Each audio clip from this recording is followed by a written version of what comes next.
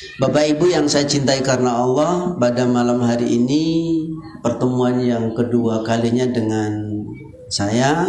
Insya Allah malam hari ini kita akan membahas dua ayat yang termaktub di dalam surat Ibrahim di ayat 24 dan di ayat 25. Mari kita bersama-sama mentadaburi, merenungkan, menghayati, mengimani. Mudah-mudahan dua ayat yang ingin saya sampaikan pada kesempatan malam hari yang mulia ini menambahkan ilmu, pengetahuan kepada kita, menjadi pijakan, sandaran untuk mengisi waktu-waktu kita sambil menunggu kematian kita. Dan semoga dengan ilmu yang bertambah pula amal kita, bertambah amal pula kita, mudah-mudahan layak kita masuk surganya Allah Subhanahu wa taala.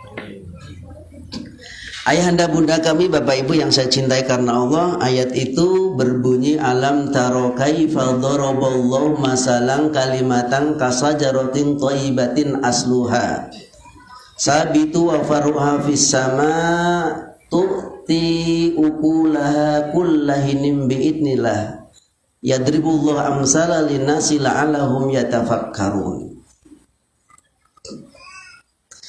Tidakkah kamu memperhatikan bagaimana Allah membuat perumpamaan, permisalan kalimat yang baik seperti pohon yang baik, akarnya menghunjam ke dalam tanah yang kuat, batangnya menjulang ke langit yang kokoh. Pohon itu membuahkan hasil setiap saat, setiap musim dengan seizin Allah. Demikianlah Allah membuat perumpamaan kepada manusia agar manusia itu senantiasa ingat dan berpikir. Ayat ini mungkin sebagian kita sudah hafal. Ayat ini mungkin sebagian kita sudah membacanya, tapi mari kita bersama-sama kita kembali untuk menghayati, mengimani dua ayat di dalam surat Ibrahim yang mulia dan agung ini. Allah sengaja membuat permisalan-permisalan di atas muka bumi ini banyak sekali, agar bagaimana permisalan-permisalan yang dibuat oleh Allah dengan sedemikian sederhananya itu manusia mampu mencernanya, manusia mampu mengambil ibrahnya, manusia mampu mengambil pelajaran dari ayat yang diberikan oleh Allah sebuah permisalan. Ayat ini dipermisalkan seperti pohon. Ada kalimat yang baik seperti pohon yang baik. Kalimat yang paling terbaik di atas muka bumi ini adalah sebagai kalimat thayyibah, kalimatul la ilaha illallah. Allah ciptakan langit dan bumi ini karena kalimat la ilaha illallah. Allah utus para rasul, para nabi yang jumlahnya 25, para nabi dan para rasul dari Nabi Adam alaihissalam. Rasul yang pertama kali adalah Nabi Nuh, dan kemudian yang terakhir diutus oleh Allah adalah Nabiullah Muhammad sallallahu alaihi wasallam, Nabi Muhammad. Semuanya itu karena menyampaikan kalimat la ilaha illallah. Ada timbangan mizan di akhirat karena kalimat la ilaha illallah. Karena surga dan neraka lah dibuat oleh Allah karena kalimat la ilaha illallah.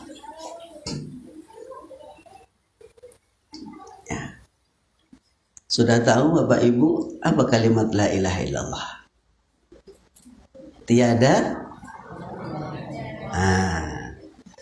Dulu waktu kita masih SD, masih anak-anak, terjemahannya la ilaha illallah, tidak ada Tuhan selain Allah. Tapi malam hari ini ingin saya luruskan, saya ingin benarkan biar pas. Karena kalau tidak ada Tuhan, selain Islam juga mengaku Tuhan, Pak. Betul enggak? Hindu mengaku ada Tuhan, Kristen mengaku ada Tuhan, Buddha mengaku ada Tuhan.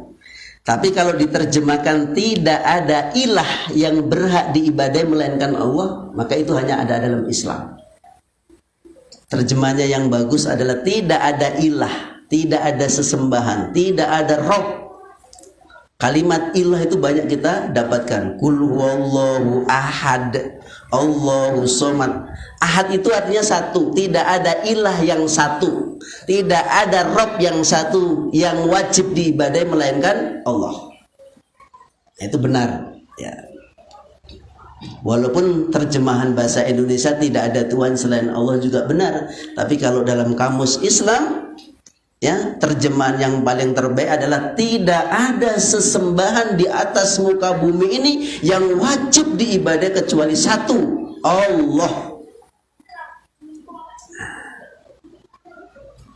Baik, Allah membuat perumpamaan kalimat yang baik seperti pohon yang baik. Kalau saya mau tanya sama Bapak Ibu, ayahanda bunda kami, kira-kira ini, selama hidup ayahanda bunda ada yang berumur 30 tahun, 40 tahun, 60 tahun. Mungkin tidak sedikit di antara ayah-ayah kami ada yang sudah umur 60, 70 tahun.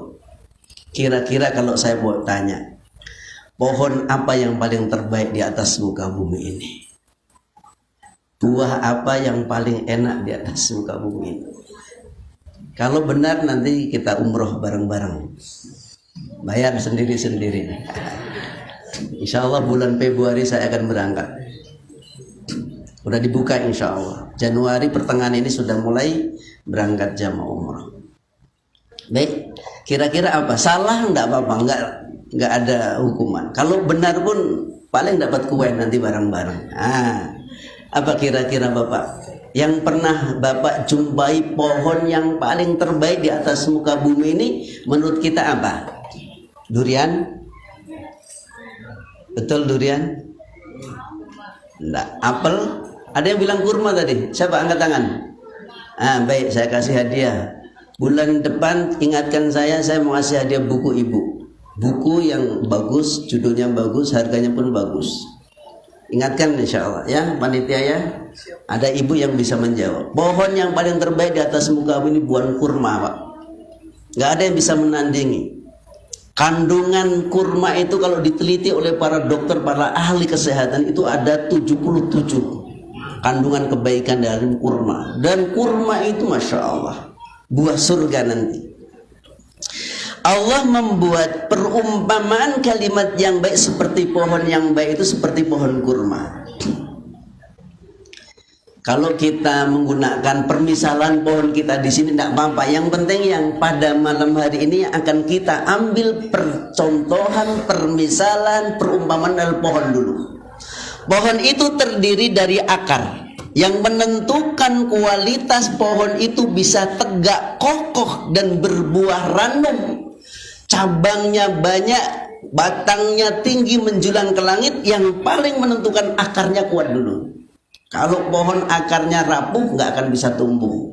Apalagi ditanam pohon itu di tempat yang gersang, tidak pernah disemai, tidak pernah dipupuk, tidak pernah dirawat. Yakinlah sebaik apapun pohon yang kita tanam, kecewa kita menanamnya. Ini nanti nyambung nanti. Ini karena dengan iman. Ini kaitannya dengan tauhid. Ya. Sama Bapak Ibu yang saya cintai karena Allah, sehebat apapun kita, seganteng apapun kita, secantik apapun ibu-ibu, sekaya raya apapun manusia, nggak ada iman di dalam hatinya, nggak ada nilainya di sisi Allah Subhanahu Wa Taala. Betul nggak? Betul. Fir'aun itu hebat Bapak Ibu. Sepertiga dunia ini pernah menjadi genggaman kekuasaannya Fir'aun. Fir'aun di mana sekarang posisinya kata Allah dalam Al-Quran? Di neraka. Kenapa Fir'aun ada di neraka? Tidak ada iman. Siapa yang paling kaya di atas muka bumi ini, Bu? Qarun. Betul Bapak dapat hadiah nanti.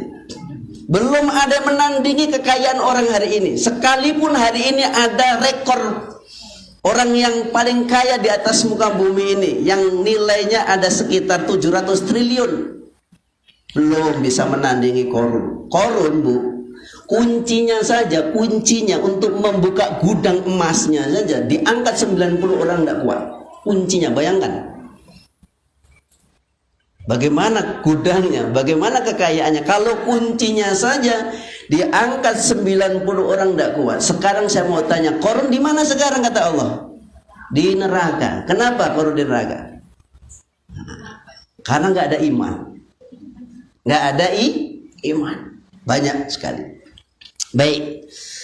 Bapak Ibu yang saya cintai karena Allah, maka mesti ditanam di hati siapa iman itu nanti akan tumbuh. Penting nanti, ya. Akarnya siapa? Akarnya itu apa? Sehingga nanti kuat iman kita, sehingga pohon itu bisa mulai tumbuh tinggi berbuah.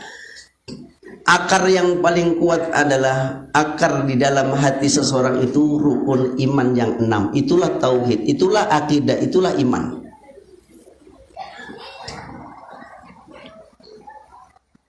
Ya, nanti saya akan sampaikan.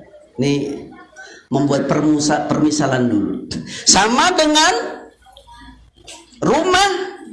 rumah yang kita bangun, yang paling pertama menentukan bangunan itu kokoh atau tidak kokoh adalah pondasinya. Setelah pondasi apa? Tiangnya. Setelah itu apanya? Dindingnya. Setelah itu apa? Atapnya. Ya. Setelah kuat batangnya, akarnya, rukun imannya tadi, akidah tauhidnya kuat, pohon itu akan tinggi menjulang ke langit. Terpaan pohon apapun dia akan bisa dia menyangga dengan kuat. Karena dia telah menghunjam ke dalam tanah yang kuat. Kalau iman sudah menghunjam ke dalam hati seseorang beriman, ujian apapun yang akan menempa, dia akan tetap imannya kokoh. Kenapa saya sampaikan Bapak Ibu yang saya cintai karena Allah? 5 tahun saya diberikan amanah untuk berdakwah di daerah pelosok Bengkulu dan Jambi. 5 tahun keluar masuk hutan kampung pelosok. Dalam waktu 1 tahun saja di Bengkulu daerah Pulau Enggano itu ada 4.000 orang dimurtadkan, Pak. Dimurtadkan.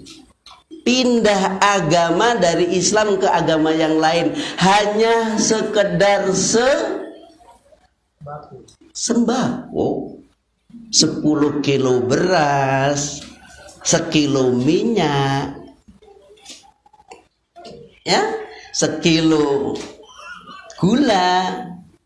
Coba kalau kira-kira iman ibu, Islam ibu ditukar dengan gitu kayak pindah agama, mau enggak? Kenapa enggak mau? Ibu punya iman yang sudah kokoh karena sering pengajian. Kalau yang enggak karena pengajian, yang tidak pernah hadir majelis ilmu, dia hanya bermaksiat kepada Allah, enggak mau mendatangi tentang keimanan. Masya Allah, tidak sedikit. Setiap tahun Republik Indonesia ini 14.000 orang murtad, Bapak Ibu. Di mana data ini? Bisa dibuka di Google, di LIPI Jakarta, Lembaga Pengkajian Islam, yang diketuai oleh Bapak Muhammad Amin Januddin, kemudian wakilnya adalah Ustadz Munjir Situmorang, mantan mu'alaf dari Medan. Buka di Google, mencengangkan gitu. Makanya dulu zaman-zaman saya tahun 80-an, negara Indonesia telah mencapai 91% umat Islam terbesar di dunia. Sekarang tinggal 82%. Apa masalahnya itu? Di akidah. Ya. Karena orang ini, Bapak Ibu saya semuanya, yang dinilai oleh Allah Subhanahu wa taala bukan fisik, sekali lagi bukan fisik, bukan rupawan. Innallaha la yanzuru wa ajsamikum walakinnallaha yanzuru ila qulubikum wa amalikum. Sesungguhnya Allah tidak pernah menilai wajah kalian cantik atau jelek, hitam atau putih. Yang Allah nilai adalah imanmu di dalam hatimu dan amalmu. Kita ambil percontohan. Ini kajian ini saya mulai dari ini, selesainya nanti tahun depan, Pak. Ini belum tauhid uluhiyah, rububiyah, asma. Ini baru gambaran kecil saja. Ini selesainya 1 tahun yang akan datang. Mulainya kajiannya 2 ayat ini. Tapi penjabarannya 1 tahun. Kalau itu seminggu sekali. Nah, ini sebulan sekali. Ya, pelan-pelan resapi karena ini penting. Ya, kita penting sekali. Bapak Ibu yang saya cintai karena Allah. Pernah mendengar nama Bilal, Pak? Bilal itu siapa? Muazin pertama kali Rasulullah Sallallahu Alaihi Wasallam. Sampai-sampai pernah membuat seluruh para sahabat cemburu dengan keadaan Bilal bin Rabah. Apa sih kelebihan Bilal? Wajahnya biasa, ganteng, enggak terlalu ganteng, hitam, iya hitam. Dari mulai ujung rambut sampai ujung kaki gelap gulita karena dia orang Habasyi. Dari keturunan tidak jelas di mana biografinya. Dia budak dulu, dibeli di pasar budak. Kekayaannya tak kenal kekayaannya. Tapi kenapa Nabi SAW, ya Bilal, sautu doa, sautu nida'u bin nakhli al jannah. Ya Bilal, sesungguhnya aku telah mendengarkan bahwasanya terompah sandalmu itu sudah terdengar di surga. Mak, kakinya masih mengejakkan di bumi. Tapi kata Nabi SAW, sandalnya Bilal itu sudah terdengar di surga. Apa yang memiliki keistimewaan sehingga Nabi SAW mengatakan seperti itu? Kenapa dia bisa mengungguli orang-orang yang secara fisik hebat? Karena imanlah ada di dalam hatinya Bilal bin Rabah. Ini penting.